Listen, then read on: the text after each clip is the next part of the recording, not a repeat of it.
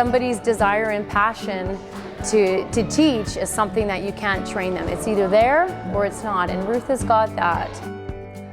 I am so grateful for my parents because they taught me the value of volunteering.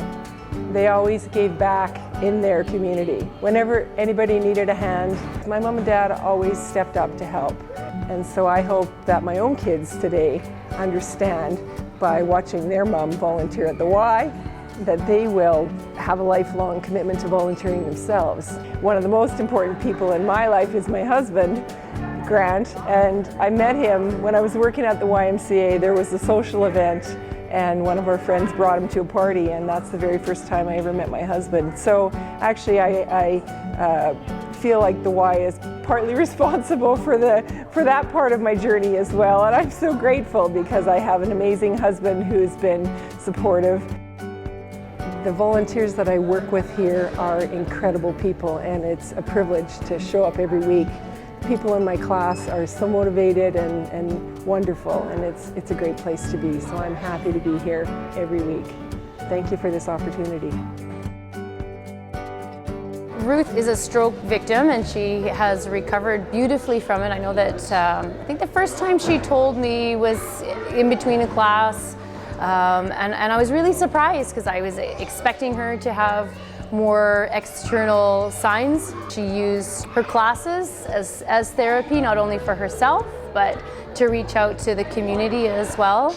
And you wouldn't know at all by looking at her that she's had a stroke. So she's inspirational to the participants in her class. She also volunteers with the group, I believe, that she did her rehab with. And that's a big part of who she is as well. So 4 years ago, I got up one morning. I was 49 years old and I was unable to speak. I couldn't walk very well. I was having a stroke. It was completely unwelcome and out of the blue. I was unable to speak very well. It affected my memory. My balance was completely shot. I was very weak. I had paralysis on the left side of my body and all of the classic stroke symptoms. And it took me a long time to rehabilitate. I'd been here at the YMCA volunteering for 31 years and I didn't feel like it was going to be the time in my life that I should stop. I knew physically I wasn't able because of the way that the stroke affected me, but I knew that if I worked hard at it, I would be able to get there. And it was only a year later, I slipped back into the pool one day and everybody welcomed me back just like I'd never been gone.